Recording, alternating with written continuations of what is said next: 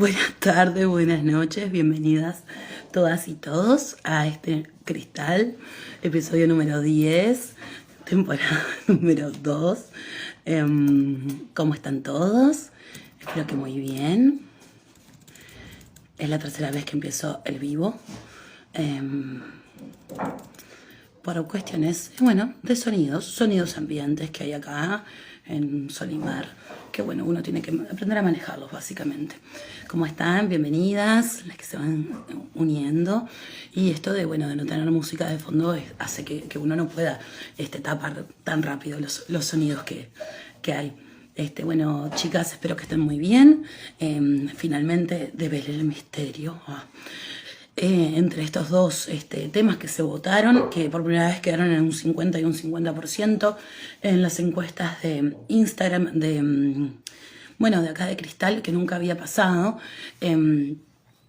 Las dos votaciones eran Hermanos Menéndez por un lado, el caso de los Hermanos Menéndez, y por otro había quedado redes sociales vintage o retro o como quieran llamarles, que un poco, yo había publicado ahí unas historias de Fotolog como referente de las redes sociales vintage, pero como quedaron 50 y 50, seguramente haga ese Cristal en algún momento, porque la verdad que me parece que salió muy votado como para dejarlo así sin nada.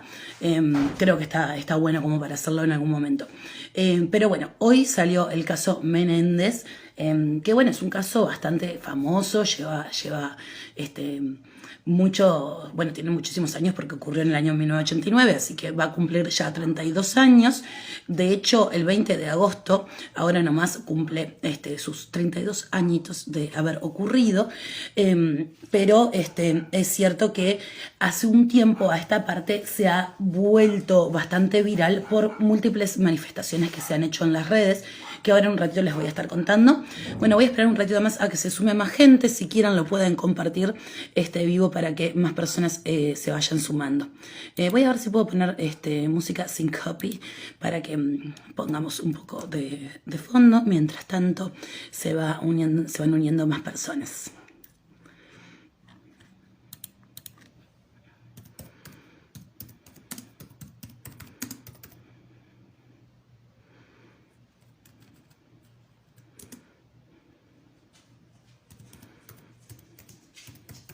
Puede que me aparezca esa típica musiquita de, no sé, de videíto. Ay, no, es todo un horror. Música para historias de Instagram sin copyright. La mejor música sin copyright. A ver esto.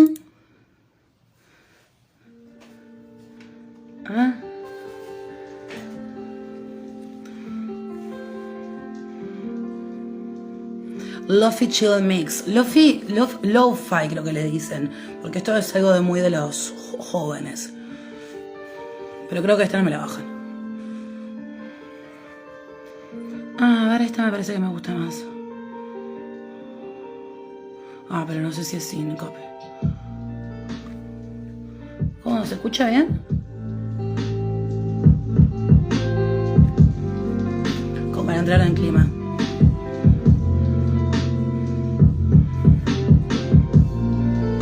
Bienvenidas, chicas y chicos.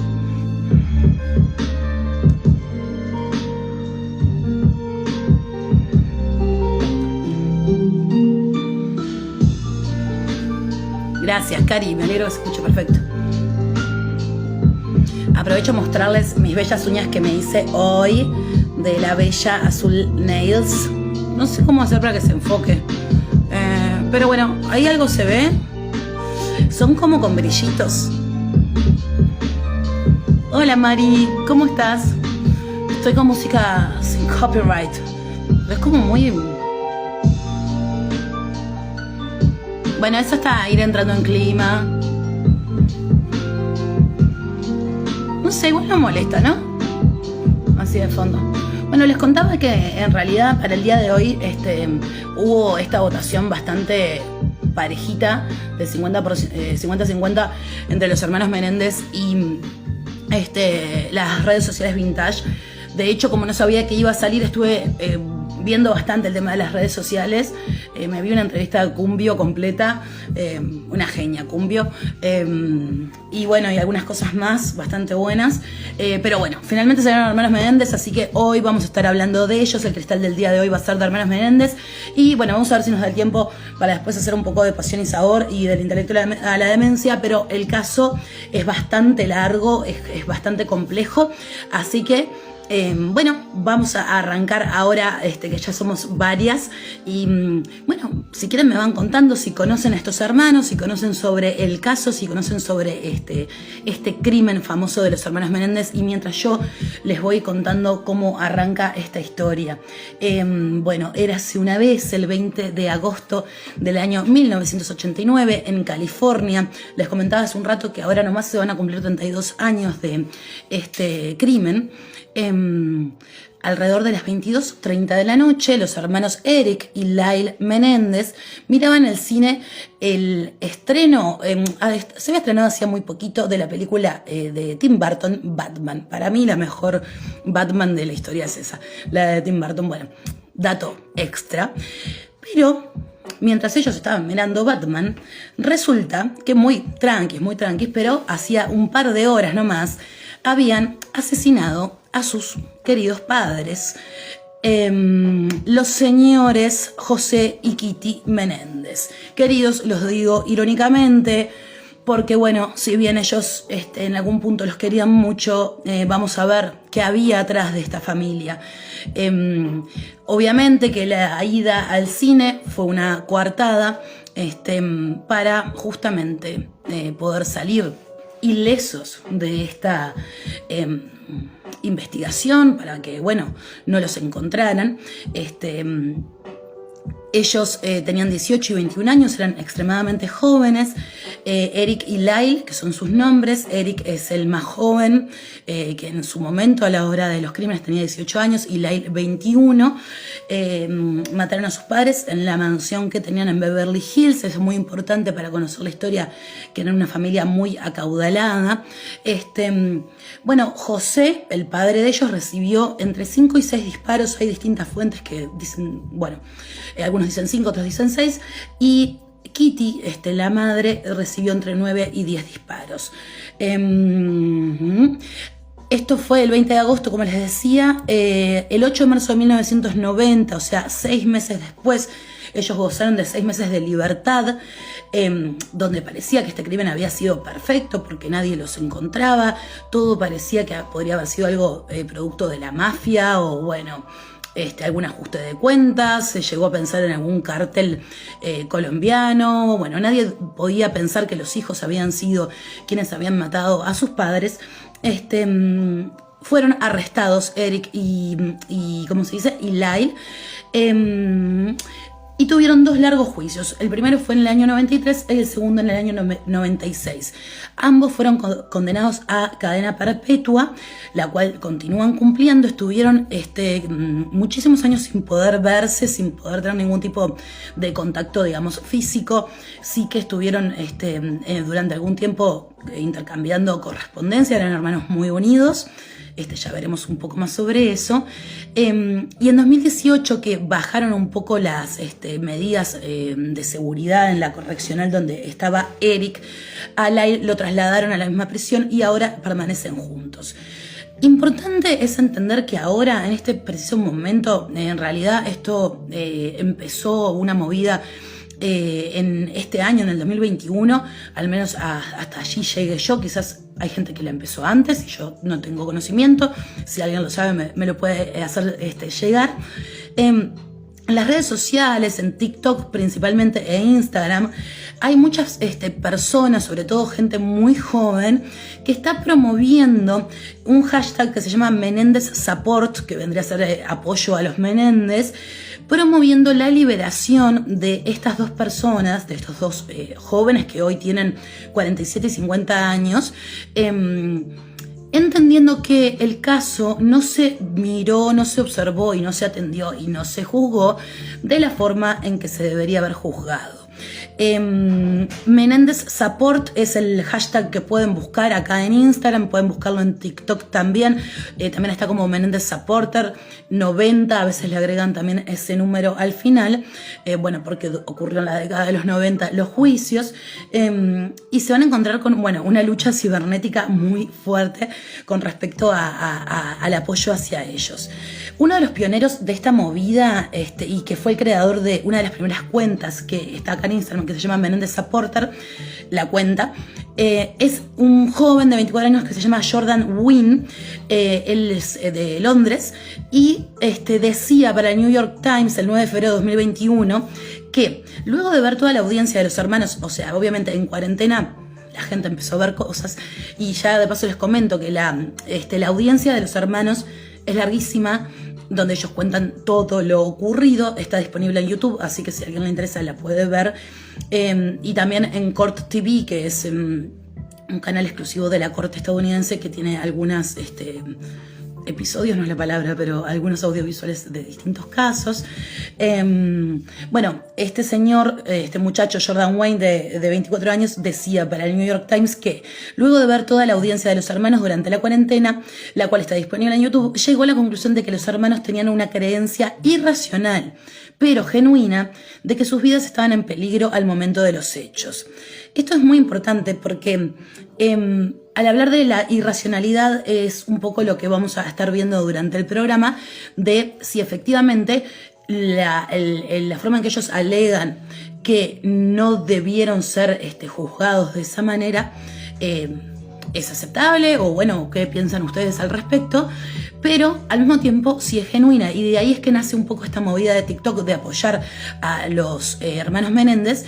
Porque cuando ustedes escuchen, que vamos a estar escuchando algunos audios, los testimonios de ellos en los juicios, sí se ve, desde mi punto de vista, la autenticidad de sus testimonios y de cómo se sentían al respecto. Ahora bien, veamos un poco qué es lo que pasaba detrás de esta familia, qué hay atrás de este crimen, cómo estaba conformada la familia y qué también lugar ocupó de algún modo los medios. Eso vamos a verlo un poquito porque creo que si no se va a ir muy largo. En la década de los 90, claro está, para analizar este crimen. Yo veo mucho ahora, sobre todo en TikTok, quizás gente un poco más joven que yo, que hay un juicio hacia cómo se manejaban los medios en esa década, que obviamente sí, era terrible, como también en muchos casos lo es hoy por hoy, pero claro, estamos hablando de hace 32 años, en donde ahora vamos a analizar un poco los testimonios que ellos daban, inclusive en la Corte Suprema, no solamente la prensa, la forma en que se encaran algunas terminologías, algunas problemáticas sociales, se encararon de formas totalmente inadecuadas a los ojos que tenemos hoy en 2021. Bueno, continuando un poco, les cuento concretamente cómo fueron los hechos del crimen para que los pueda poner en situación de cómo se dio. El 18 de agosto de 1989, los hermanos compran 2 escopetas calibre 12, que este dato se los doy sin tener ni idea que es un calibre 12, pero bueno, es la información que tengo, en una tienda que estaba a más de 100 kilómetros de la casa. Esto es importante considerarlo porque habla de que había cierta premeditación. Si vos comprás un arma lejos de tu casa, bueno, estás intentando de algún modo que no se unan las pistas de que, yo qué sé, la compraste en el almacén de la vuelta. También ahí estamos hablando de este país donde la gente compra armas como quien compra un caramelo en la esquina. Eso es el 18 de agosto. El día de los hechos, como ya dije anteriormente, es el 20 de agosto de 1989, donde José y Kitty Menéndez, porque ya adopta el apellido de su marido, están tomando un helado en el sofá. Aparentemente habían estado todo el día medio que en esa, y de repente a las 20 horas aparece gente y son disparados. Como ya dije antes, entre 5 y 6 balazos recibió el señor José y entre 9 y 10 la señora Kitty y caput. Estas personas, obviamente, que dispararon fueron los chicos Menéndez, Eric, y me cuesta mucho decir el nombre del otro pibe. ¿Cómo que se llama? Lyle. Se escribe Lyle. Bien. Obviamente que esto se fue reconstruyendo después, en el momento nadie lo sabía. Los gurises que hacen, los Eric y Lyle, descartan las armas, se bañan, se limpian, ropa nueva, ropa limpia, y se sacan una entrada para ir a ver Batman, que justo, bueno, la estaban dando en el cine, para tener una buena cortada tranqui. Se van al cine alrededor de las 23:47 de la noche, porque ahí es donde hay una primera información concreta. Vuelven a la casa después de ver la peli y dicen, bueno, ahora vamos a hacer de cuenta que encontramos a nuestros padres muertos para mostrarle al mundo que nosotros no fuimos. O sea, esto de que estamos hablando de la premeditación del asesinato. Para eso les voy a mostrar un audio que es fundamental para que empecemos a entender un poco el mundo de los Menéndez y cómo ellos se sentían, que es de la llamada que hacen al 911 en el momento de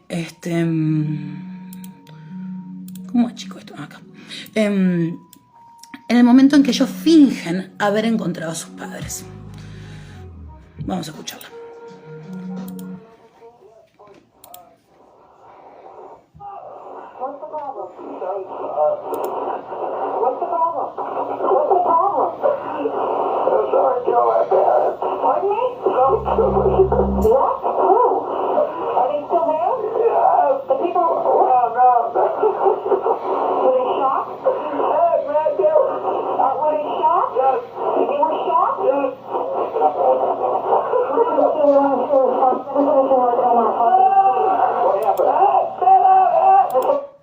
Bien, no sé si se escucha muy bien, pero básicamente lo que sí podemos entender, y yo acá les voy a relatar un poquito, es que el que llama es Lyle, que es el hermano mayor, que eso creo que no lo había dicho. Ah, sí, lo había dicho. El que llama desesperado es Lyle y el que grita de atrás es Eric. Llama llorando y dice, han matado a mis padres, estoy desesperado. Bueno, la policía pregunta, ¿dónde estás? Bueno, está todo eso que se hace en la llamada 911. Y el otro, bueno, está ahí como de fondo, cállate, no puedo más, esto y lo otro. Eso ocurre a las 23:47 y no sé, ahí policía pro, no sé cuánto, llegan temprano, llegan al toque. A las 000,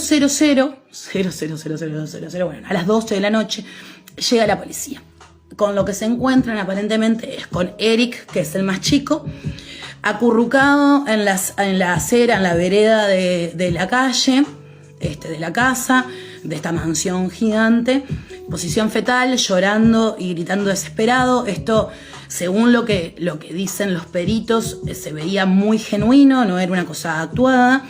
Y a Lyle, el hermano más grande, estaba esperando de pie, muy cerca del hermano más chico, tal y como la policía le había indicado, esperen afuera, porque se suponía que, bueno, como ellos habían dicho, que alguien más había matado a sus padres, que podían correr peligro.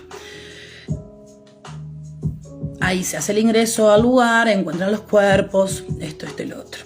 No voy a entrar en los detalles sobre cómo es todo la cuestión de la escena del crimen, solamente con algunas pequeñas cosas que me parecen importantes, porque lo pueden ver en 500.000 videos que hay en YouTube. Pero algunas cosas que me parecen importantes es mencionar que José, el padre, había recibido los balazos en la parte posterior de la cabeza. Estaba prácticamente vacía su cabeza. Era el primero que había sido baleado. Ambos hermanos dispararon al mismo tiempo, pero Eric, el más joven, el mismo que estaba tirado en el piso, parecía que no tenía como muy buena puntería, que se mostraba más nervioso, y Lyle era el que lograba rematar a sus padres. La madre, por el contrario que el padre, que como les dije fue baleado por detrás, logró incorporarse del sillón como para hacer algo y fue baleada primero en la pierna, luego en el pecho, en el brazo, y después, una vez que estaba en el piso, desesperadamente le balearon toda la cara y le desfiguraron la cara. Esto me parece muy importante y lo estoy diciendo, ahí anda a chequearlo donde se cayó el avión, los lugares donde son asesinados. El padre desde la parte trasera y la madre en la cara. Primero en el pecho, ¿no? Pierna, pecho, desde un lugar de lo que pueden simbolizar estas cosas, ¿no? y creo que lo van a poder entender mejor, al menos el análisis que yo hice, cuando empecemos a entrar un poco más en lo que representaban estos padres en la vida de estos dos hermanos.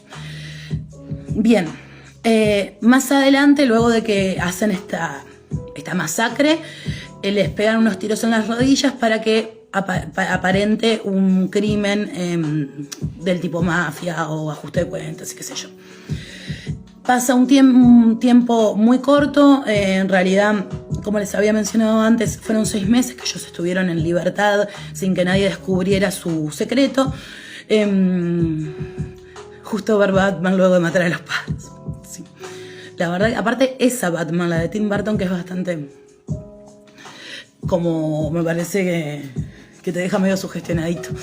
Bien, el 31 de octubre de 1989, meses antes, el 8 de marzo, es que se pide la orden de captura de ellos.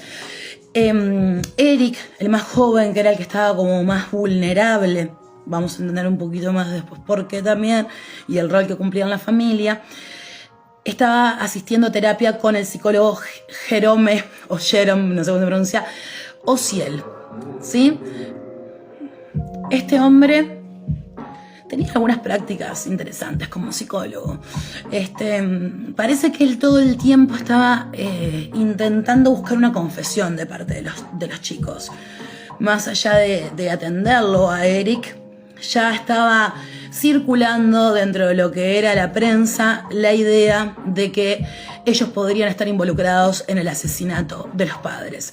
Esto principalmente porque, como dije anteriormente, al ser ellos hijos de una familia extremadamente acaudalada, al ser 2 pibes muy bellos, que habían gastado mucha plata en porquerías toda su vida, esto había sido desde siempre, pero desde el momento en que sus padres murieron, obviamente con 18 y 21 años, quizás por un acto de, no sé, reflejo, por un acto de no me sale la palabra, pero compulsivo, empezaron a gastar más dinero. Y una de las teorías más fuertes, o la que estaba instalando la prensa, era que ellos estaban gastando el dinero porque efectivamente lo que habían hecho era matar a sus padres para gastarse el dinero. Pobres niños ricos, dice Florcita por ahí, claro. Estaban pasándola muy mal. Entonces, bueno, Jerome Ociel, que era el psicólogo de Eric, estaba intentando ver si podía conseguir alguna info. Eric, un día, el más chico, le pide para salir a caminar porque se sentía muy mal, había tenido muchas pesadillas, que esto que lo otro, no sé qué. Estaba muy alterado. En esa caminata, literalmente, le dice: nosotros lo hicimos, nosotros matamos a nuestros padres. A partir de ahí, Jerome Ociel, bueno, imagínate ser psicólogo y fumarte esa data de repente, ¿no? En el medio de todo el país conmocionado, ¿no? Porque en sí, asesinatos de este tipo, ¿no? De hijos que matan a sus padres, no es que ocurran todo el tiempo, pero los hay. Los condimentos que le daba a este caso, que fuera tan atractivo, era por un lado que el padre de ellos era un tipo, un empresario bastante reconocido en la industria del entretenimiento, y esto otro que les decía, la actitud que estaban teniendo los chiquilines a la hora posterior de la muerte del padre y de la madre. Bien, el psicólogo tiene esta información, lo lleva a Eric al consultorio y continúan la sesión ahora grabada. Las terapias aparentemente en ese formato siempre se grababan. Ahí le pide Eric para llamar a Lyle, a su hermano. Continúan y luego hay otra sesión también importante que ocurre en noviembre. Esto, como les dije, fue el 31 de octubre de 1989, que ahí la gente también divaga un poco, que Halloween, que esto, que lo otro. Bueno. El tema es el siguiente. Acá hay 2 versiones que corren, que ninguna de las 2 están confirmadas. Una es que la amante de Jerome, porque Jerome tenía esposa y amante, y para el año 93, estamos hablando, perdón, 89, eso era como La amante de Jerome parece que dijo: upa, mira estos cassettes, los voy a escuchar, y escuchó las cintas y escuchó la confesión, y ella se les habría dado a la policía. Jerome, dicen por ahí. Esa es una de las teorías. ¿Para qué la metieron al amante en el medio? Para sacárselo de encima. Ni idea. Pero el tema es que ahí paralelamente se arma todo otro revuelo mediático porque el Jerome se va a juicio con la mujer porque la amante escuchó los cassettes, que esto que lo otro. Hay otra teoría que la que indica es que en realidad cuando Laila, el hermano mayor, es convocado a la sesión, lo amenaza al psicólogo y le dice a Eric, al hermano, vos, ahora tenemos a un testigo más de esta situación, vamos a liquidarlo. Ninguna de las dos está comprobada. Lo que sí es real es que Jerome dio muchísimas declaraciones con respecto a lo que era la psiquis de estos hermanos. Lo importante de esto es que a partir de esas cintas es que logran obtener una confesión o información para después sacarle el testimonio y la confesión a estos dos chicos que habían matado a sus padres. Es así que, como dije antes, el 8 de marzo es el pedido de captura tanto de Eric como de Lail Menéndez. Y ahora vamos a ir entonces a escuchar y a hablar un poquito de lo que son los testimonios y los perfiles de cada uno de ellos. Primero vamos a hablar de Eric, del hermano menor, y por ahí si hay alguien que ya conoce del caso, porque hay bastante material, como dije, hay últimamente un movimiento muy grande que se llama Menéndez Support.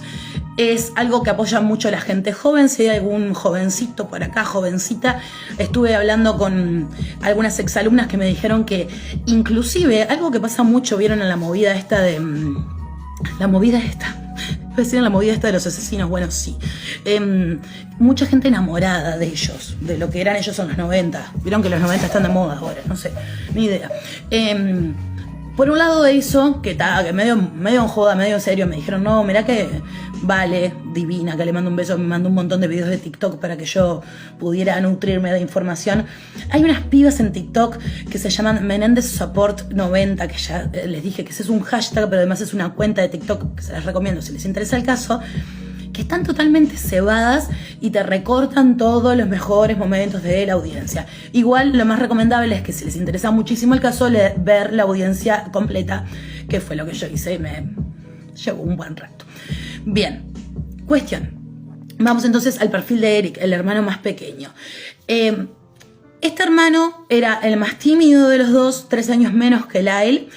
Era un pibe que no solamente tenía que seguir el camino de José Menéndez, que era una figura muy poderosa, que vamos a ir un poquito más adelante a él, porque lo quiero dejar para el final porque es como la cereza de la torta, sino que además tenía que seguir un poco el patrón de lo que era su hermano mayor. Estaba bastante bajo el yugo de estas dos figuras masculinas bien pesadas. Era un pibe que era bastante perfil bajo, como dije antes. Se jugó mucho a nivel mediático con respecto a que...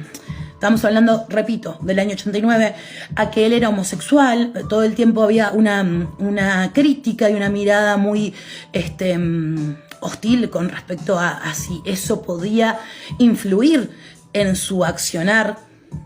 Año 89. Y como decía, estaba bajo esa figura masculina muy poderosa que era José Menéndez, el padre, y luego Lail. Pero con Lail tenía una relación muy, muy fuerte y simpática, digamos, amigable. Aleja pregunta, ¿ellos se casaron en la cárcel? No, sí, se casaron ambos. Lail se casó 2 veces, de hecho. O sea, tuvo el lujo de casarse, de divorciarse y volverse a casar, un genio. Y Eric está casado con la misma persona hasta el día de hoy. Uno creo que se casaron, uno tuvo una ceremonia por teléfono y el otro tuvo una ceremonia en la salita ahí de encuentros, y no sé, una de las 3 ceremonias me la estoy perdiendo. Bien, el perfil al que tenía que perseguir Eric era el perfil del hombre deportista, adinerado, un hombre como muy fuerte, muy patriarcal. Y algo que era muy importante en la familia de los Menéndez era el deporte, el dinero sin dudas, y bueno, fundamentalmente poder plantarse frente a la vida como poder con todo, ser el mejor y destacar en todo. En ese sentido, Eric era el más débil, si se quiere, de los 3 hombres de esta familia. Él era muy bueno en el tenis, deporte que José, el padre, quería que practique en realidad su primogénito, Lyle. En realidad el que era bueno era Eric, pero como él quería que lo practique Lyle, no lo dejó que hiciera tenis. Por lo tanto, agarró para la natación. Le iba muy bien en la natación, pero lo que pasaba es que cada vez que él salía de la pileta, el viejo le marcaba todo lo que le salía mal, que esto, que lo otro, adelante de todo el mundo. Bueno, dejó la natación también. Parecía de algún modo que Eric no era el favorito del padre ni de la madre y que no estaba tan presionado como Lyle para ser el más inteligente, el mejor deportista, porque era el segundón, como quien dice. Sin embargo, y ahora vamos a escuchar un audio que está en inglés, pero luego vamos a leer un poco en español. Sí, no lo voy a leer en inglés. Vamos a ver que todo lo que por fuera parecía que Eric no estaba bajo tanta presión, no era tan así. Así que, bueno, vamos a ver cómo se escucha. Pain training. Yes, he did. And could you tell us about that? He told me that Coméntenme si se escucha the muy biggest coward he had ever seen in his entire life, and that he was ashamed to have me as a son because I couldn't es take Eric. the pain and I couldn't be brave. Era Robin, dice from Pau. what he had seen. What was he referring to? Do you know? He was referring to a shot I got in the doctor's office when I was in this doctor's office and he was there. The doctor had pulled out this needle and I was real calm and I was real relaxed until he stuck it in me and I was screaming and crying and really crying out to the point where I had to go out the back door of the office. And Why'd you have to go out the back door of the office? because I was embarrassed, but he was so embarrassed that he could not leave and go into a group of people who were in the doctor's office waiting room. Who's he? Who was embarrassed? My father. Okay. So you were crying and he didn't want to walk you through the waiting room because you were crying? No, he didn't want to walk through the waiting room because I had been screaming in the doctor's office. Okay, were you still screaming? No. He just didn't want anybody to know who... How long would these question sessions in front of the mirror go on? Half an hour. And how many wrongs Sure. typically would you hear? I would hear, it depended on how stubborn it. There were times when I just couldn't take it anymore. It would just well up inside of me and I couldn't stand it. And I knew the answer he would want after a while. I knew that if I was on the tennis court, he'd say, how did you play in tennis today? And I'd say, badly. And he'd say, right. And he'd say, how did you hit your forehand? I'd say, terribly. And he'd say... Bien, ese es el señor Eric Menéndez hablando. Para quienes escuchan inglés debe ser bastante más sencillo. Voy a resumir, él ahí está hablando un poco de algunas de las cosas que le hacía el padre a nivel psicológico, pero voy a resumir, y es que el señor José Menéndez durante 12 años sostenidos abusó sexual, emocional y físicamente de esta persona, de Eric. Y a partir de ahora voy a decir AS cuando me esté refiriendo a abuso sexual, porque si no me lo bajan. Ahora sí voy a leer textualmente algunas de las declaraciones. Quería que pudieran escuchar el tono de voz de él para tener la interpretación emocional de su palabra. Es también importante la forma en que son formuladas las preguntas, ¿sí? De la fiscal en este caso, y un poco recordando esto que hablaba al principio de cómo se tomaban algunas problemáticas en ese momento. AS en ese entonces simplemente se decía sexo, no se nombraba como abuso. Entonces, bueno. La primera pregunta que traje para leer es, la fiscal dice, ¿cuál crees que fue el desencadenante de que tú y tu hermano hayan asesinado a tu padre? El que yo le haya dicho a mi hermano, ahí él se detiene y llora bastante rato, de hecho no puede hablar. La fiscal insiste, ¿qué cosa le dijiste a tu hermano? Y le empieza a hacer como muchas preguntas, empieza a presionar para que confiese, para que diga. Y le cuesta muchísimo rato decir que mi padre había estado abusando de mí. Eric, le dice a su hermano, a sus 18 años, que durante 12 años sostenidos, su padre venía haciendo esto con él. Ellos venían teniendo diversos y múltiples tipos de agresiones y violencia con respecto de parte de su padre, de todo tipo. Pero este tipo de violencia particular, su hermano Lyle la había vivido anteriormente, pero cuando era muy pequeño y luego quedó por fuera. O sea, aparentemente no se repitió. Cuando se lo dice Eric, es unos días antes de los crímenes. Esto es bien importante. La fiscal le pregunta más adelante, ¿consideraste quitarte la vida? Sí, porque así se acabaría el abuso. ¿Alguna vez intentaste que se detuviese a través de la confrontación? Sí, dice él. ¿Qué edad tenías cuando dijiste que no? 17. Luego que dijiste que no, ¿tu padre se molestó? Sí. ¿Actuó de forma violenta? Sí. ¿Qué cosas violentas hizo? Me tiró en la cama, me puso un cuchillo en el cuello. ¿Y hubo abuso ese día con tu padre? Sí. Aclaro que lo que dije hace un ratito. Todas las veces que yo estoy leyendo abuso, la fiscal, los abogados, el juez, la jueza, perdón, todos se refieren como sexo. Es increíble, pero bueno, era ese momento. Bueno, ahí hay toda una parte descriptiva. No quiero entrar como en todos los detalles de los testimonios porque son realmente muy dolorosos. No sé si realmente es necesario y a quien le interese puede entrar en ellos, pero ahí él describe, Eric, la tipología de AS que practicaba el padre sobre él. Por un lado, Eric, todo lo que les acabo de contar. Ahora vamos a Lyle, el hermano mayor. Era el preferido del padre, era el primogénito, se esperaba de él que fuera excelente en deportes, como les dije antes, que practicara tenis como su padre, que era muy bueno en tenis, que se destacara tanto en inteligencia como también en deportes. Bueno, lograron que él entrara a la Universidad de Princeton, no sé cómo se pronuncia, pero con una beca deportiva. Era como todo el tiempo José quería que ellos fueran el sueño americano blanco, ¿no?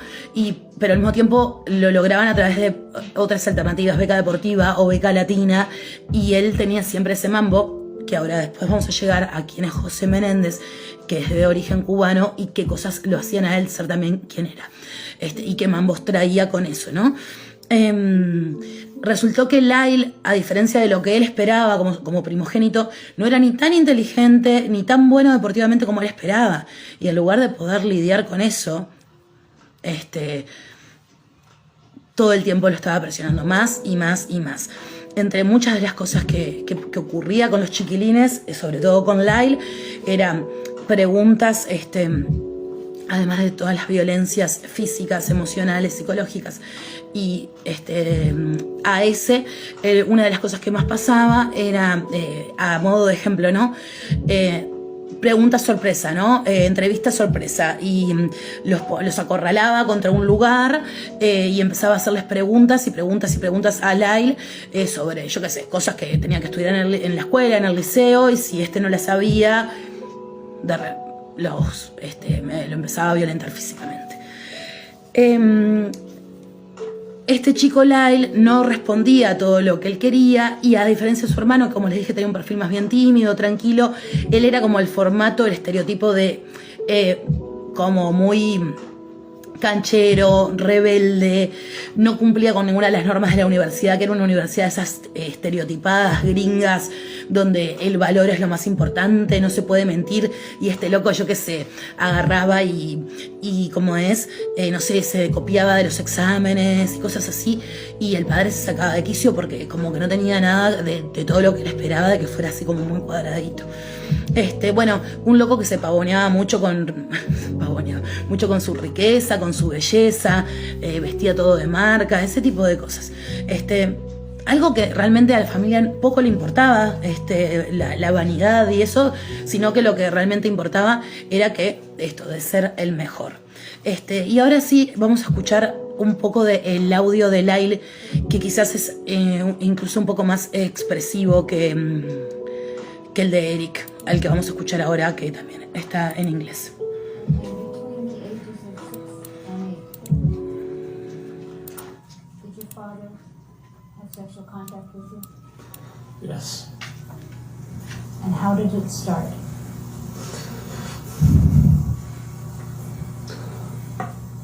It just started with, after sports practices, he would massage me, and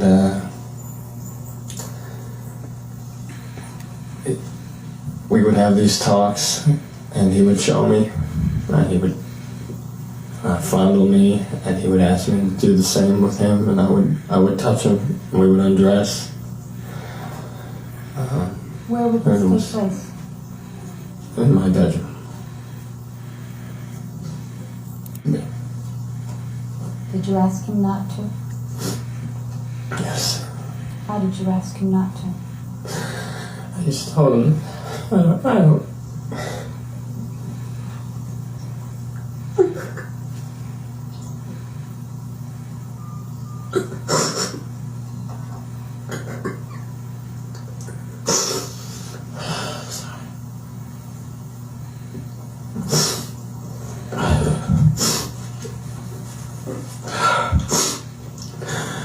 I just told him that I didn't want to do this, and that it hurt me.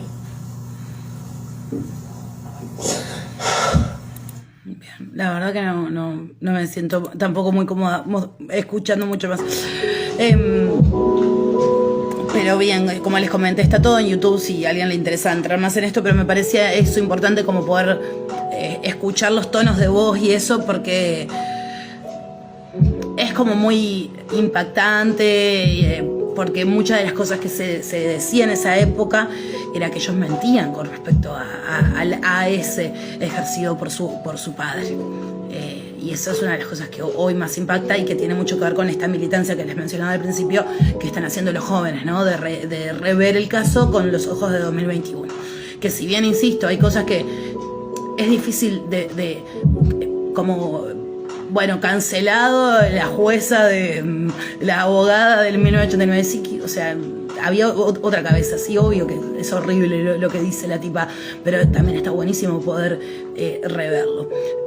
A lo que voy con esto es muy interesante poder escuchar los tonos de voz. Voy a leer un pequeño extracto del testimonio de Lyle. ¿Tú querías a tu madre y a tu padre? Sí.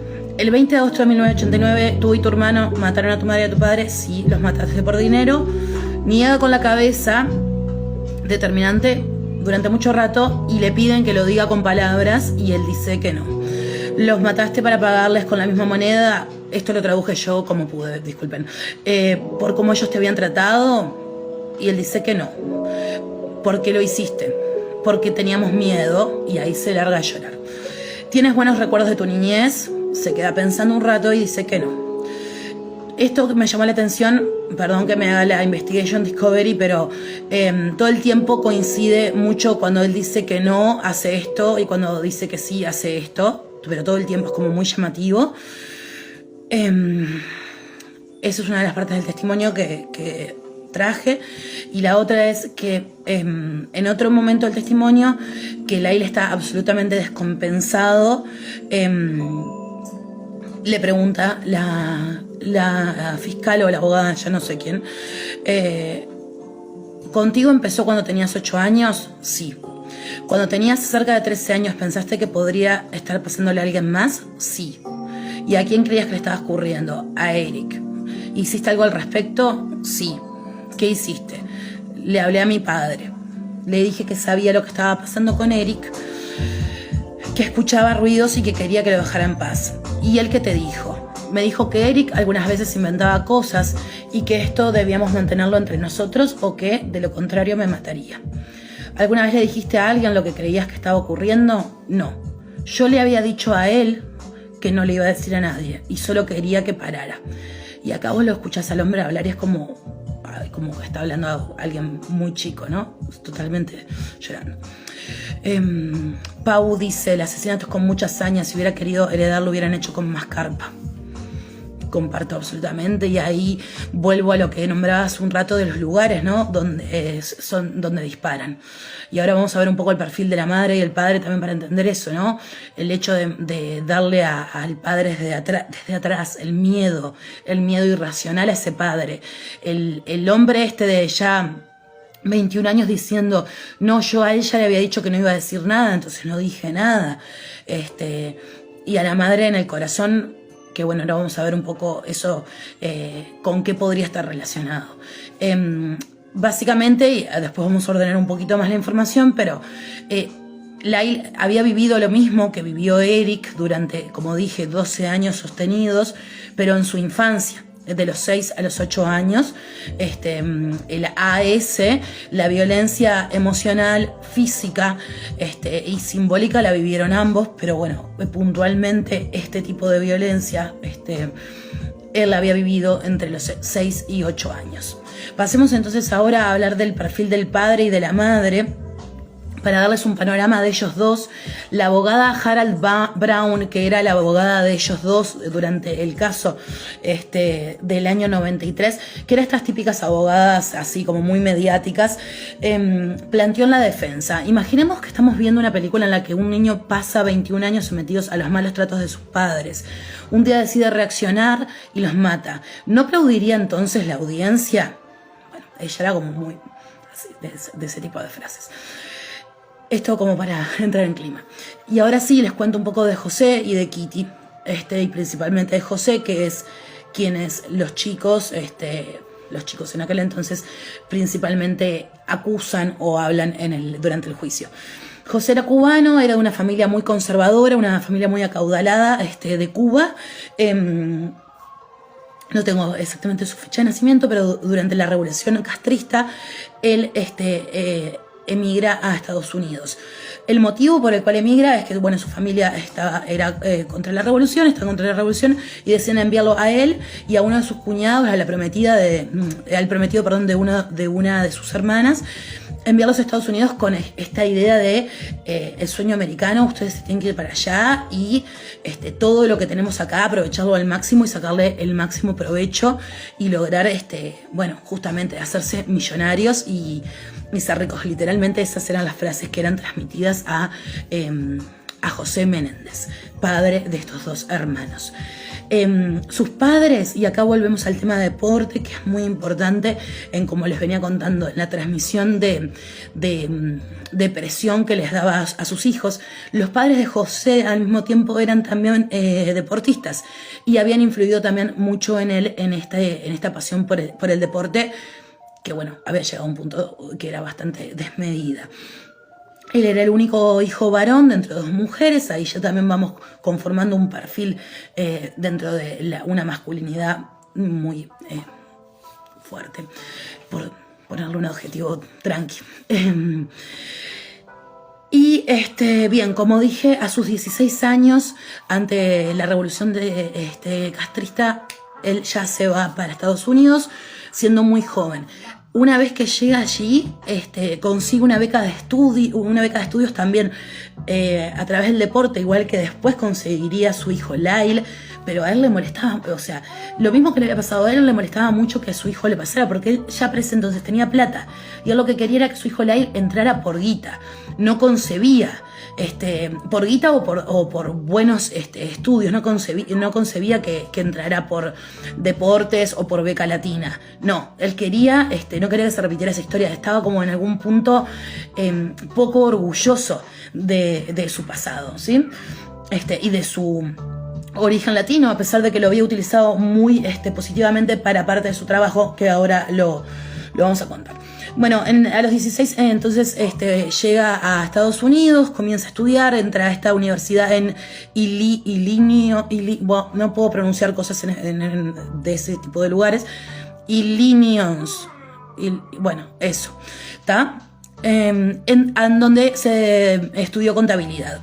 Allí mismo es donde conoce a Kitty Anderson, que era el apellido que tenía originalmente Kitty Menéndez, la madre de los muchachos, que ella era como la típica mujer del sueño americano, ¿no? De la chica perfecta estamos hablando década de los 60, ¿no? Había sido reina de belleza, era una mujer sobresaliente en cuanto a sus promedios, en cuanto a sus notas, le iban muy bien, era muy tranquila, muy perfil bajo, todo lo que este hombre bastante estructurado necesitaba. Parece que la vio, le encantó, dijo, bueno, listo, aquí me quedo. Ahí Imelda Ismelia, ¿cómo te quiero? Me mandó Illinois, gracias. Hoy no dije malas palabras igual, Imelda. ¿Viste? Bueno, Illinois. Bien, cuestión que la ve a Kitty y dice, está listo, me viene bárbaro, porque aparte Kitty era hija de un señor que tenía una empresa de aire acondicionado. Y este hombre, recordemos que iba a Estados Unidos con un objetivo muy claro, que era el de convertirse en una persona millonaria, acaudalada, que le fuera bien, que cumpliera el sueño americano. Lo único que tenía Kitty en su contra era que sus padres se habían divorciado y su padre puntualmente había abandonado a su madre y ella tenía un poco este concepto de que el divorcio era lo peor del mundo. También en esa época estaba bastante mal visto, porque durante su infancia le habían hecho un poco de bullying y además, bueno, su viejo se había borrado, parece que le pasaba guita, pero que yo qué sé. Es importante destacar que el padre de Kitty no solamente se había borrado, sino que había sido extremadamente violento con ella y con su mamá. Cosa que también tiene sentido en algún punto en la relación que ella después va a construir con José Menéndez, un tipo que, por lo que venimos hablando, fue violento con sus hijos y vamos a entender después que también era muy probable, pero por los testimonios era muy violento con ella también. Esto lo digo porque no es algo que lo diga yo porque sí, sino que muchas veces se da que los círculos de violencia se repiten y que aquellas personas no es una regla ni es algo que te condene, pero que muchas veces cuando una persona padece violencia intrafamiliar, luego lamentablemente puede llegar a volverlo a vivir con las nuevas parejas que rehaga. Por eso, bueno, es muy importante poder hablar de estas cosas, poder acceder a tratamientos de salud mental, entre otras cosas. Bien. Al principio las familias de ellos dos, ellos estaban muy enamorados, querían salir adelante, juntarse, casarse, todo.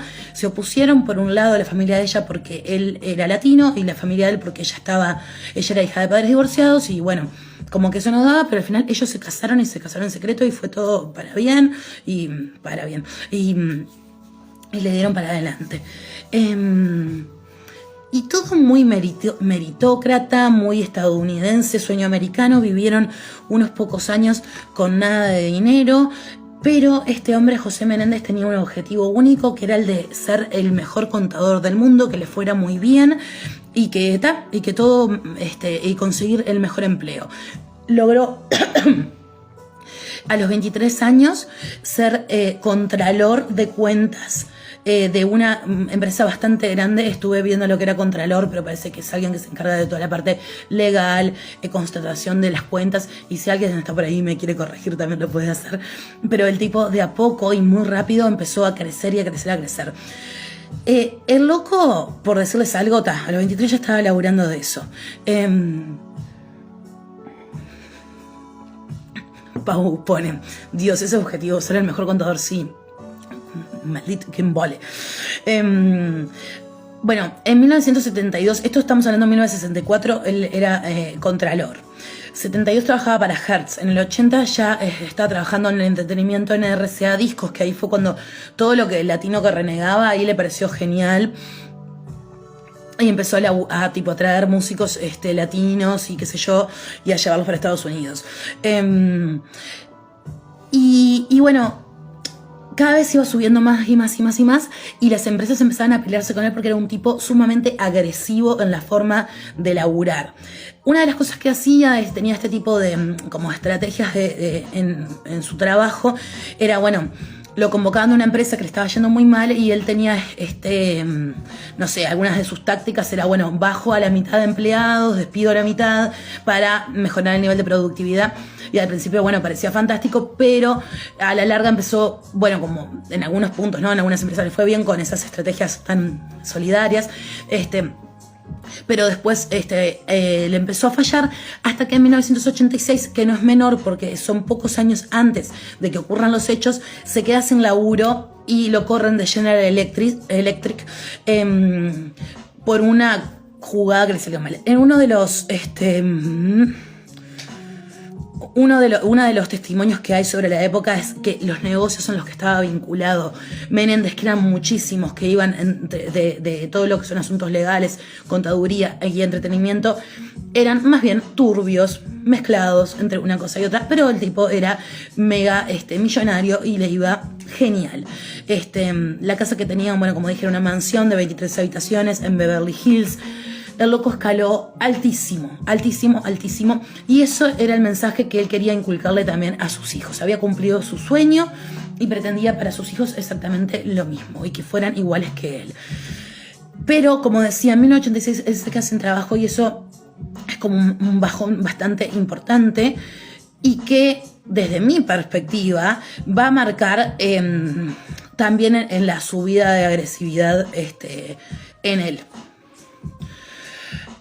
Aquí les voy a leer algunas de las descripciones que hay de varios testimonios sobre la familia, tanto de Kitty como de él. Son palabras textuales que estoy leyendo de distintos documentales que hay. Que no lo anoté ahora para darles los documentales, películas y series que hay sobre el caso, pero después lo actualizo acá en el Instagram, en los videos, o en un reel o qué sé yo, pero lo pongo. Este es un documental que está en YouTube. De 1 hora, más o menos, que está bastante bueno. Bueno, algunos de los testimonios dicen, por ejemplo, sobre José. Era un tirano en la industria laboral. Era extremadamente controlador y exigente con sus hijos, a veces manteniéndolos en niveles imposiblemente altos. Era una de las personas más horrendas del mundo. Era brutal. Su mujer era una víctima. Estaba demasiado ocupada siendo la mujer de ese monstruo, por eso no pudo ser una buena madre. Kitty era adicta a los tranquilizantes y se quejaba continuamente por la infidelidad de su esposo. Sufría de depresión, alcoholismo y drogadicción. Tenía ideas suicidas. En una entrevista de 2017, más acá en el tiempo, con la cadena estadounidense ABC News, Lyle Menéndez, hermano mayor, habló sobre el vínculo con su hermano y dijo que era realmente fuerte. Eso ya lo había mencionado antes, pero es importante lo que habló sobre su madre. Y dijo, yo amo a mi madre y aún lloro por ella y no la perdono. Ni que hablar que al padre, esto no lo dice acá, pero están los testimonios. Su vida terminó y nuestras vidas esencialmente terminaron debido a esa fatídica decisión, el crimen. Ella tuvo que tomar una serie de decisiones para no contar lo que estaba sucediendo. Acá en la nota ponen entre paréntesis el supuesto abuso. ¿Qué tipo de madre deja que eso ocurra? Así encerrado en la nota en el 2017. Me hace un poco de gracia porque no dista tanto de las ¿cómo se dice? De la prensa del 93. Hay un poco de esto de ¿cómo es? En una de las frases que dice uno de los testimonios de su mujer era una víctima, estaba demasiado ocupada siendo la mujer de ese monstruo, por eso no pudo ser una buena madre. Bien, eso queda a cada uno de ustedes pensarlo y verlo como quieran. Básicamente lo que dicen los hermanos durante el juicio es que su madre sabía y supo sobre todos los abusos que cometía el padre sobre ellos dos. Entiendo yo que la madre también era una víctima, que la madre también sufría violencia. Eso lo dice en otro momento uno de los hermanos. Pero obviamente, y acá vuelvo al lugar en donde es asesinada, en donde son alojadas los primeros disparos hacia la madre, que es el corazón, que para mí es como muy... Y esto ya les dije desde un principio, anda a chequearlo donde cayó el avión, es mi interpretación de los hechos. La parte trasera del padre, eso del miedo tremendo. Ay, en 27 segundos se me corta el vivo, me pasó de vuelta lo mismo que la otra vez. Hago otro, si se suman. Bueno, la parte trasera para el padre y la parte del corazón para la madre. El miedo extremo a ese señor gigante y bueno, y creo que eso como del amor de la madre. Lo corto y armo otro para seguir con la segunda parte de Los Hermanos Menéndez.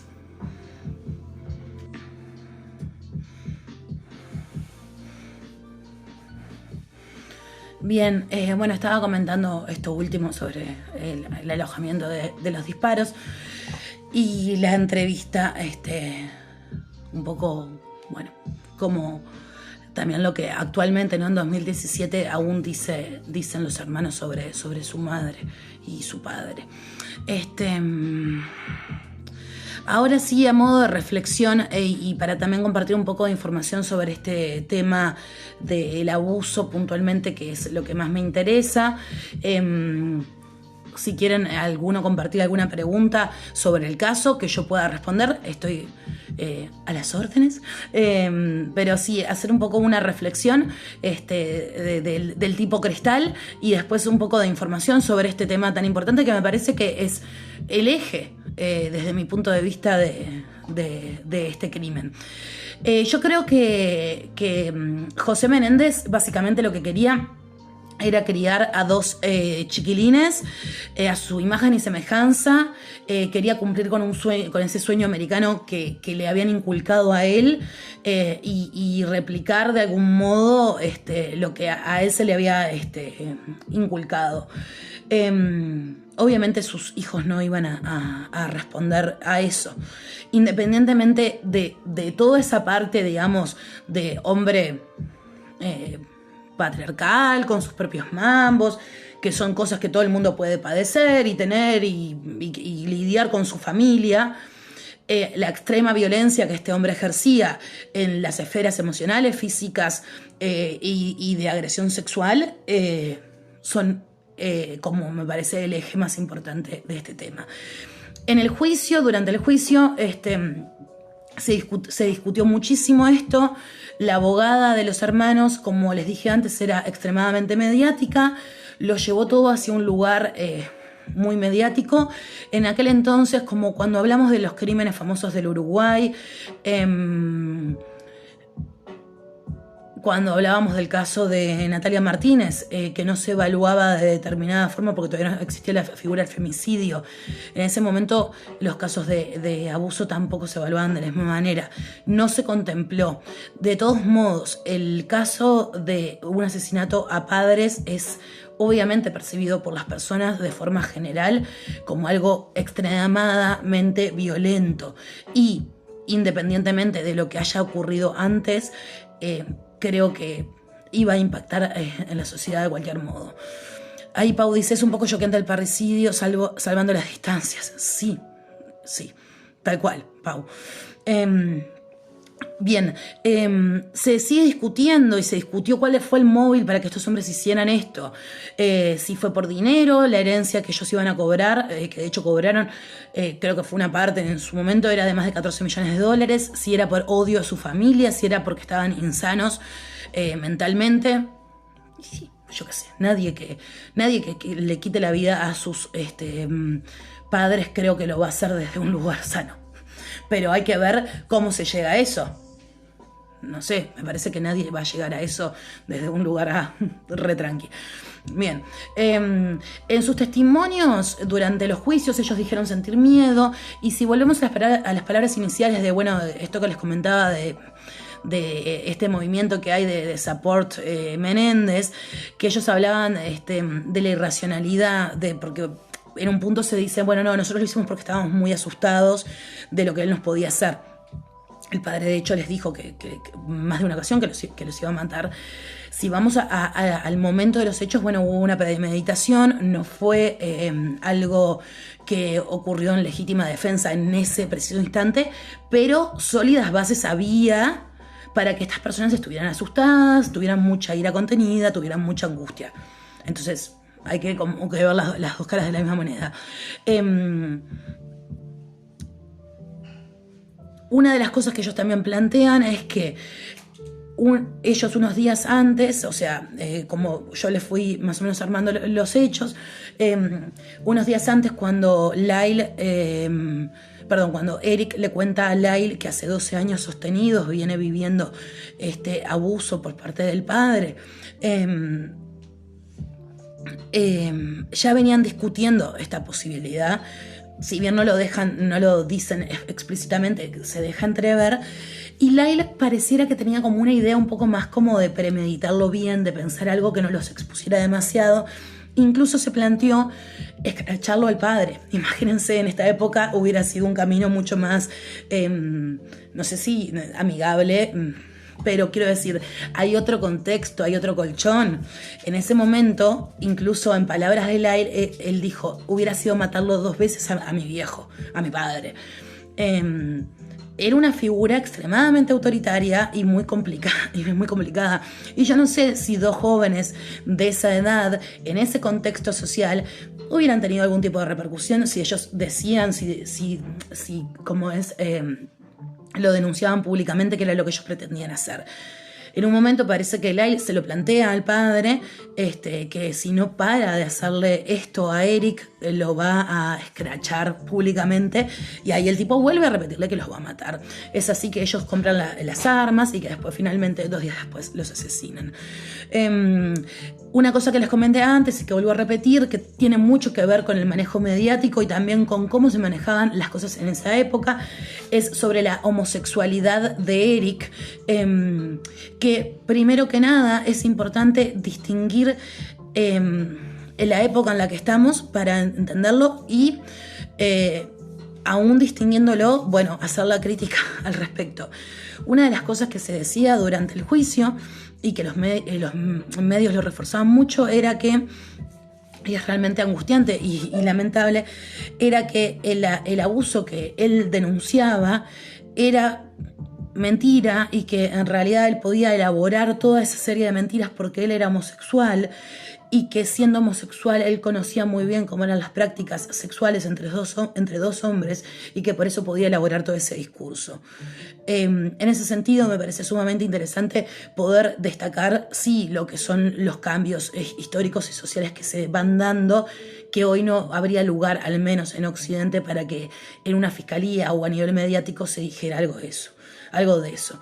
Eso fue algo que se machacó y se machacó y se machacó, y si uno quiere buscar dentro de lo que son las publicaciones de portadas de diarios de esa época, era algo a lo que donde se iba mucho todo el tiempo. Se decía mucho que José se había enterado que Eric en realidad era homosexual y que entonces lo iba a desheredar y que en ese sentido Eric había planificado este asesinato y qué sé yo. Todo, recayendo sobre las víctimas de abuso. Después ellos se convirtieron en victimarios. Se los tildó y se dieron muchísimas vueltas sobre el tema de los gastos en los que los jóvenes habían incurrido, que por un lado yo creo que ahí hay un poco el tema de que hoy decía una oyente, pobres niños ricos. Me parece que siempre pasa que cuando un crimen o cualquier tipo de acto lo hace alguien de clase alta, a todas y a todos nos pasa. Recuerdo muy claro aquel caso de Rodrigo Eguilior en Argentina, que era odioso y extremadamente odioso, y que si nos fijamos, cada vez que ocurre algún caso de violencia, sobre todo en esa época, creo que fue en 2018, 2019, si no me equivoco, que no había tanta gente hablando de casos de abuso por género, era como que tanto no se le daba pelota, pero en ese caso, como el tipo era rico y era muy boludo, era como que todo el mundo estaba sobre eso porque te daba rabia, porque encima era millonario, y me parece que estaba bárbaro, o sea, un poco sí, o sea, es un poco divertido, qué sé yo, no me cancelen, perdón, había mucho de eso desde el lugar mediático. Se gastaron muchísimo dinero en un yate, fueron a no sé dónde, hicieron esto, hicieron lo otro. Y en realidad, desde mi punto de vista, ellos ya gastaban toda esa plata, porque la tenían. Pero era más fácil ir por ahí, a nivel mediático, que ir por el camino de lo que ellos están manifestando. Que si vos vas a los testimonios, y hay no solamente los testimonios de ellos, hay testimonios de familiares, hay testimonios de amigos, hay testimonios incluso de gente de laburo que confirma la violencia que este hombre ejercía.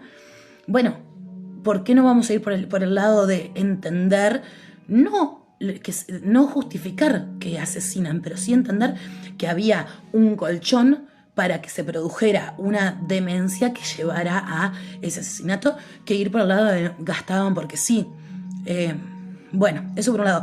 De hecho, recientemente en el 2018, y disculpas que no recuerdo ver el nombre del periodista, un periodista que se recebó fue el primero en conseguir la primera prueba gráfica que demuestre que los hermanos Menéndez gastaron dinero extra en cosas durante esos 6 meses de libertad.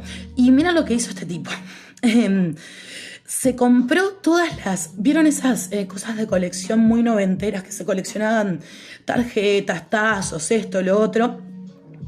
Y había unos juegos de básquetbol, durante las partidos de básquetbol, te daban como unas tarjetitas de fotos que había durante los torneos, en donde salía la gente de las tribunas y firmadas por los jugadores.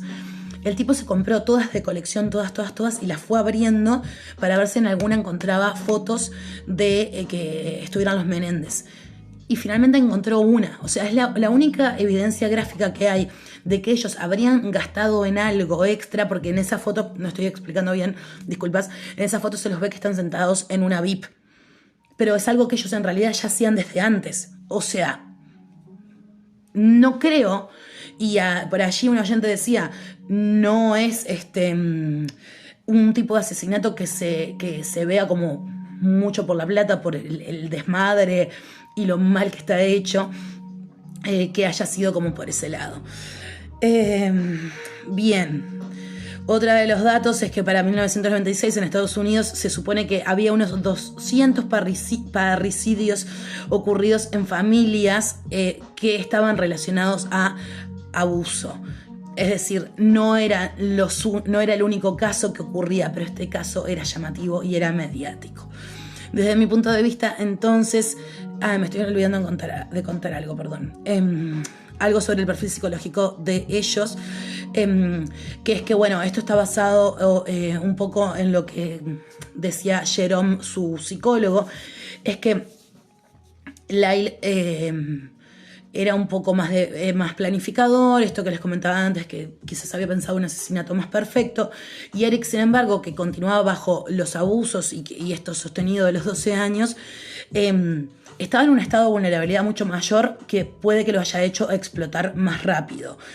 El psicólogo asegura que la motivación de los jóvenes, que es quien los trató, está relacionada a los abusos cometidos por el padre y a la inoperancia o a la complicidad de la madre. O sea que, a forma de conclusión, yo por lo pronto me voy quedando con eso.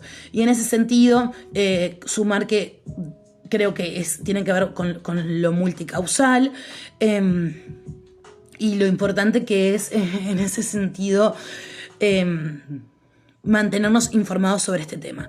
Y por eso ahora, saliéndonos un poquitín de los hermanos Menéndez, pero vamos a encontrar que hay muchos puntos en común, estuve leyendo un documento de... me puse la sigla y ahora no me acordaba, DAS, de abuso infantil, que está en el portal de UNICEF, después lo dejo también el link, que es cuestiones relevantes para el tratamiento de abuso en la justicia. Está escrito por Sandra Baita y Paula Moreno. Acá en algunos de los extractos que traje, hay clara referencia a estos hermanos, pero más allá de eso, me parece que puede ser nutritivo para cualquiera de nosotros y nosotras de los que estamos por aquí. Acá hace una comparación en lo que es una agresión sexual típica a lo que es el abuso intrafamiliar. En lo que es la palabra que empieza con B corta, callejera, por ejemplo, que puede venir alguien y con un arma obligarte y agredirte sexualmente. El abuso se desarrolla a lo largo de un tiempo a través de una vinculación progresiva cuya finalidad última es el acceso al cuerpo del niño. Una vez que el abusador llega al contacto con el cuerpo del niño, este contacto puede progresar a lo largo del tiempo en su nivel de intrusividad. Es decir, que por lo general existe un proceso en cuyo desarrollo el niño, niña o adolescente queda entrampado por el adulto en un modo particular de relacionarse. Esto me parece importante mencionarlo en torno a la relación de Eric con su padre y bueno, estos 12 años sin poder hablar, que bueno, es algo que hemos escuchado múltiples veces en otros tipos de abusos y situaciones, pero bueno, que no ocurre de un momento a otro, que no es una cosa que simplemente la persona diga, bueno, listo, me pasó esto y voy y recurro a alguien. Hay muchas características que predisponen a el niño, a la niña o al adolescente para estar ahí y después no poder salirse, y también de cómo es la personalidad del abusador para ejercer esa violencia sobre la niña o el niño. El ofensor sexual no actúa de manera impulsiva, hay una serie de acciones previas al contacto físico. Por lo general se va chequeando la permeabilidad de la víctima, y acá toman el relato de una adolescente, y esto me parece muy interesante en cómo lo podemos relacionar en lo que es la figura de Lyle y de Eric, en el sentido de que Lyle, como les comenté, padeció el abuso de su padre entre los 6 y los 8 años, y Eric, sin embargo, fue desde muy niño hasta los 12, o sea, creo que desde los 6 hasta que lo asesinó. Esta adolescente que relató para este libro dice que fueron víctimas ella y su hermana de abuso de su padre. Una vez yo estaba lavando los platos, tenía 13. Esa vez que yo estaba lavando los platos, él me pasó por atrás bien cerquita y me tocó el culo. No es que a mí me pareció, me lo tocó de verdad, y yo le grité, ¿qué haces, desubicado? Ahí me asusté porque dije, me revienta, pero él se hizo el sonso, como que no escuchó. Yo me quedé pensando después, pero te juro que me tocó. Después, cada vez que él estaba cerca, yo trataba de no estar muy pegada a él. No me volvió a tocar nunca más, pero a la de 11, ¿sabes por qué la tocó? Porque ella es muy calladita, no es bardera como yo. A mí no me iba a hacer lo que le hizo a ella porque te juro que lo mataba. Entonces ahí, en cómo se da en esta parte del libro, lo que habla es cómo eligen también a sus víctimas. En ese sentido, Eric y Lyle, como también Lyle en muchos de sus testimonios demuestra cómo quiso proteger a su hermano una vez que supo lo que su padre le había estado haciendo y que él también había sido abusado por el padre.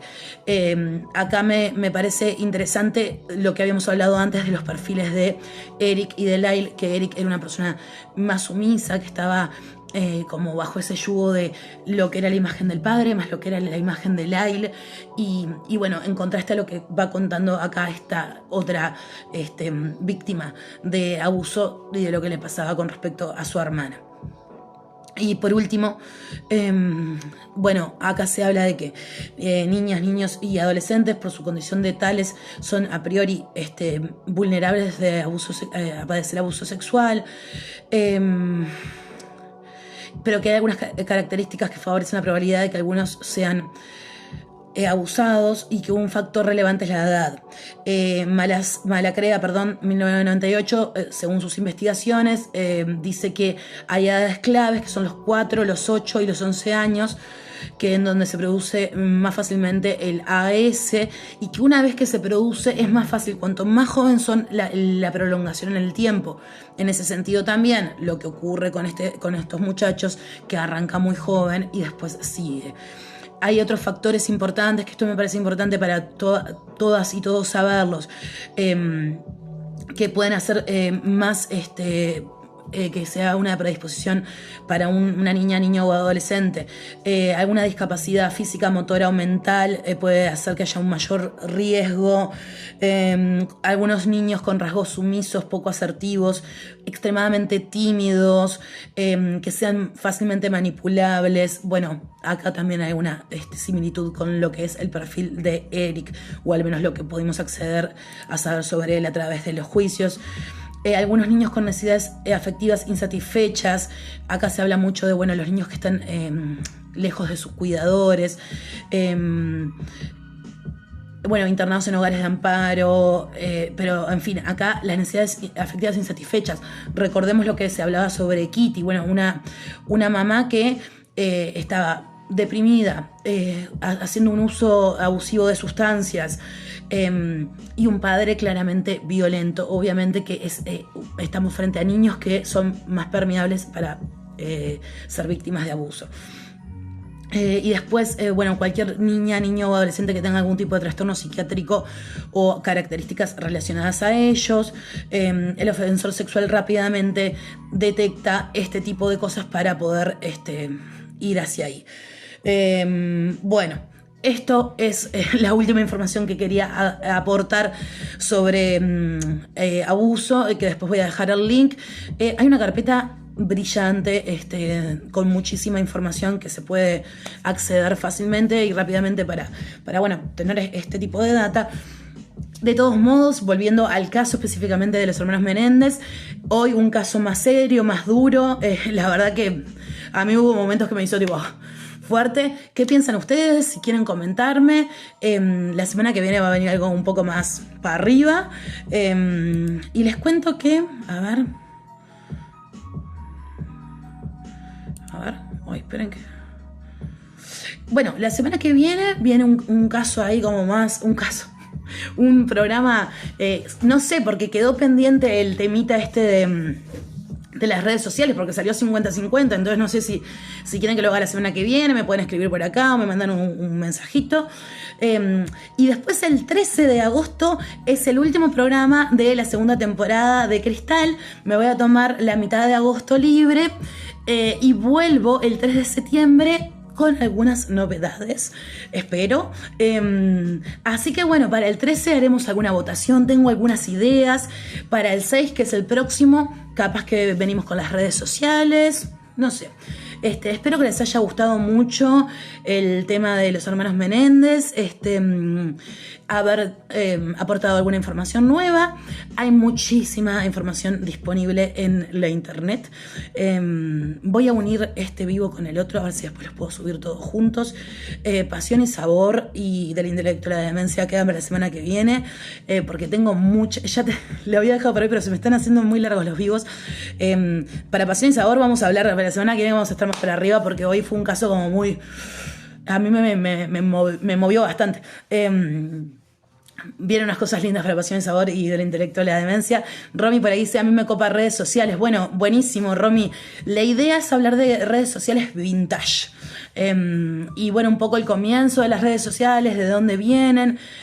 Así que si les copa, genial. Lo estaremos haciendo la semana que viene, y por ahí para el último programa de esta segunda temporada sale una votación o qué sé yo. Recuerden que me pueden enviar temas para debatir acá en Cristal, y que son muy bienvenidas las compartidas y los me gusta y todo eso, que dicen que ayuda muchísimo, ¿no es cierto?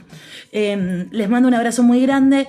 Sigamos como siempre cristalizándonos. Nos vemos. Mis uñitas de azul nail se las vuelvo a mostrar porque están mega bellas.